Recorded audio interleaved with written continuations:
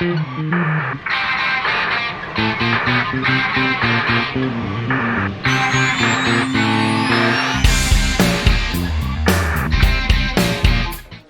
friends. Welcome back to Montreal here, of course, with Love Wrestling. Spencer Love with a name I am certain you know as an Albertan, as a Canadian, as just a professional wrestling fan. Natalya with me. Natty, welcome home. It's been a long way from the Ogden Legion to the Bell Center.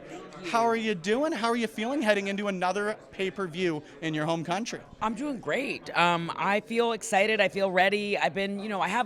When you're a Hart, you have your own ring, of course. Why wouldn't I have my own wrestling ring? So I've been in my ring. I've been training. I never get ready. I stay ready.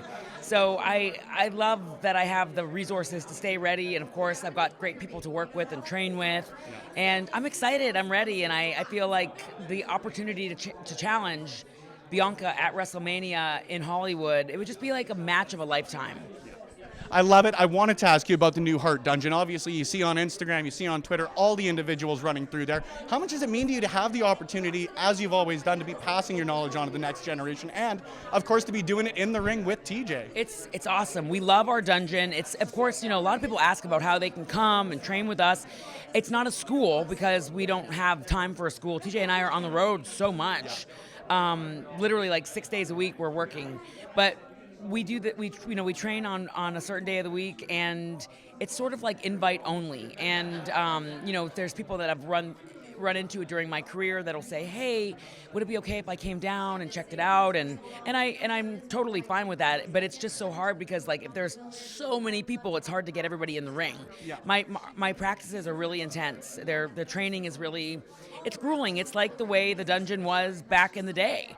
The dungeon actually was started in 1955 in Calgary, Alberta, Canada, at the Hart House. And so it's a tradition, it's our family tradition, and it's so nice to be able to carry on that tradition. And it's really a place for people that love wrestling. It's like a wrestling workshop. Yeah. And there's a lot of secrets that are shared about the industry as far as how to construct a match and how to be great and how to excellently execute things. We just have a lot of, it's like a wrestling workshop. So it's really cool for the people that come in there and train with us. And you look at somebody like Angelo Dawkins. He's been training with us since the very beginning, and you see the growth and the improvement that he's made. And he's lost all this weight, and his performances are incredible. His conditioning is awesome, and it's just like a testament to him. He'll be on Raw, he'll be on SmackDown, he'll be doing live events, he'll be on a pay-per-view, but he shows up. Yeah. He comes and he trains with us and he puts in the work, even though he has a family too. Yeah. And it's just so commendable.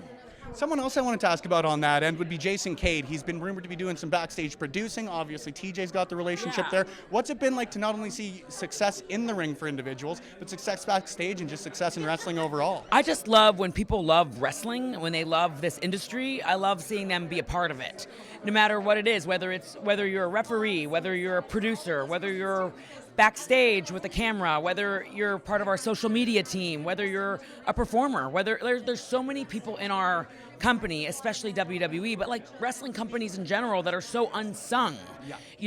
I look at it's just cool to see people that love it getting an opportunity to be a part of it, even if they're not competing in the ring. There's so many opportunities to be a part of the industry. You talk about people loving wrestling, I have to bring up Roxanne Perez because everybody's asked her about her perspective on the interaction you guys had on Total Divas. Yeah. I haven't heard anybody ask you, do you have a memory of that, and what's it been like to work with her as well now too? Roxanne, it's funny, she was a fan. I was walking into a live event and she was there and she was just so cute. She just asked this question about what do I need to do to be a diva? And it was during the Divas era, of course, and that's when we were all called divas. We weren't allowed to be called women wrestlers. Even though now we're referred to as superstars, because in all honesty, as much as I love wrestling, I think when Vince McMahon wanted us to be called superstars, he wanted us to feel bigger than just wrestling. He wanted to know that we were all these big stars. So I digress. But Roxy is so sweet. I feel like she's very hardworking, and she genuinely loves wrestling. She genuinely loves WWE. She genuinely loves the industry. She also came from a really good upbringing. She worked with Booker T, and you can see that, you can see her progress and her growth. every time I see Roxy on NXT, I just see that she gets more and more confident, and she's actually trained with us a little bit in the dungeon too. Oh, cool. Yeah, so she's very hardworking, and she's a good person. I think that's one thing that the audience really can resonate with Roxy, is that she's very genuine. Yeah. And then the same could probably be said about Cora Jade. Maybe a little bit more nefarious as far as it goes, since you wrestled her. More of a bad girl, Cora. But I think my favorite thing that I did in 2022 was that storyline with Cora. It was so much fun. She wanted to soak up as much information as she could. She was really a pleasure to work with, and I loved our program together. It was so much fun. And I think that there's a lot of great things to come for her in the future too. I think she's a student of the game. She is also somebody that I pointed to in the crowd, and she has this photo of us that we took a selfie in the audience, and she made it. And so it's really cool. Again, like Roxy, Cora's a fan. She's a fan. She loves this, and she's here. She made it. It's a great. Cora and Roxy are a great message to little girls and guys everywhere, that you can have big dreams and you can accomplish them. You can achieve them with hard work, dedication, and not ever taking no for an answer. You can achieve your dreams.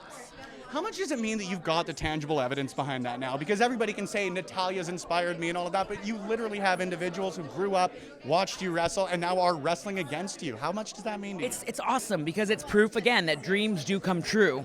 And it's like, I remember being a little girl, I was 18, and I was like, I want to be just like, Molly Holly. I want to be just like Trish Stratus. I want to make it. I wanted to do this. And it sometimes seemed unattainable, but I never stopped fighting for my dreams. And so when I see other people, not just girls, but guys, like Austin Theory was in the crowd at WrestleMania, I think he said 27 or 28. Holy cow. And he was just in the crowd watching, and he posted a picture the other day of himself in the crowd. It's like the audience, I feel like our fans, our audience are so important, because there's definitely going to be people sitting in our audience that are going to be able to do this too. Seth Rollins, a huge fan. TJ Wilson, a huge fan. Becky Lynch, a huge fan. Bayley, a huge fan.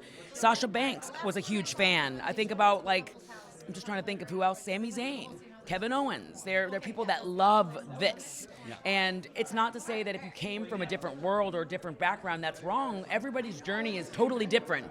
But it's just so cool to see people feel inspired and then actually do it themselves. Yeah. Now, you talked about your start. I have always wanted to ask you, you got your start with not just professional wrestling, but you got your start as a ring announcer for Matrats. Yes. Talk to me a little bit about Matrats, because they're one of the coolest, not missed opportunities, but where are they now stories in professional wrestling. Matrats was so crazy, because it was literally, it was something that was just thrown at us. It was like Eric Bischoff's producing the show with Jason Hervey, and they want to make this for MTV. It's going to be like wrestling and rock concert joined together. And so that's actually where my cousin, I worked with TJ, Harry, and my cousin Ted, and Jack Evans, Rene Dupree was in it, Mauro Ranallo was in it. I'm just trying to think who else was in it. We had a whole bunch of different people in it, but they were like, Natty should do a move. And the very first wrestling move that I ever learned was a Dragon Rana, which is like a front flip onto somebody's shoulders into a Hurricane Rana. I never even knew how to do a headlock. And that was the first move I learned. So it was so much fun doing Matrats. Of course, it never really got off the ground, but it was just a really cool chance for us as kids. My husband and I were on that together. It was a good chance for us as kids to see what it was like to work for a big set. Yeah. It wasn't just a small independent show. It was there was cameras, and there was TV angles, and there was monitors, and people backstage, and producers and directors, and it was just it was cool. I felt like I was on a movie. How much of a chance do you get to pay attention to the Canadian indies at this point? Obviously, Dungeon's running in Alberta. Yeah. You've got Blade and Dallas involved in that. Yeah. But how much do you get to keep an eye on, a finger on the pulse, so to speak? Well, I am so proud of my family. And Brett, his son, and Brett and his son, Dallas, have started a promotion in Calgary called Dungeon Wrestling. Mm-hmm. And from what I've seen of the shows, I actually really want to go check out one of the shows. But from what I've seen of those shows, it's awesome. It's Brett really does love independent wrestling. He loves WWE. Of course, he's been a huge staple in WWE for decades. But Brett loves when people are hungry and up and coming, and he sees so much potential in people. he always tries to see the best in people, and so Dungeon Wrestling is really cool. I know they're running a show coming up in I think it's in February. Check out Bret Hart's Instagram, but it's cool because Bret really wants to give other people a chance to show what they can do. You never know what might spark something, or if some WWE exec sees a clip of somebody from Bret Hart's show and they're phenomenal. Yeah. So I'm proud of anybody that's doing it on the independents, because you have to start somewhere. Even, and I say this to the people that come and train with us in the dungeon, even if you're only wrestling in front of a crowd of 10 people, it's still a crowd. Yeah. It's still a performance, and you're still getting reps as a performer.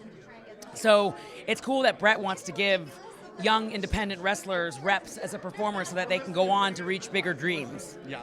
You're heading into your second Elimination Chamber. You've prided yourself through your career on the ability to work with anyone. How are you preparing for everyone? Oh, well, I mean, I stay ready, and I look at I returned at Royal Rumble, and I feel like it's so symbolic because my whole career in WWE has been about outlasting everyone. Yeah. I've outlasted everyone. I mean, I really have been, I'm the most tenured female in WWE with the most matches, the most wins, the most pay-per-views. It's been incredible, but it's because I've had this perseverance, this desire to succeed. I feel like to make it to the Elimination Chamber, you have to have not just tenacity, but you have to be durable. You have to, as Tupac said, be the last mother breathing. Expletive deleted. The last mother breathing. I love Tupac, by the way. But yeah, so I feel like I've outlasted everybody in my career, and here I am at Elimination Chamber, and I'm ready to cash it in.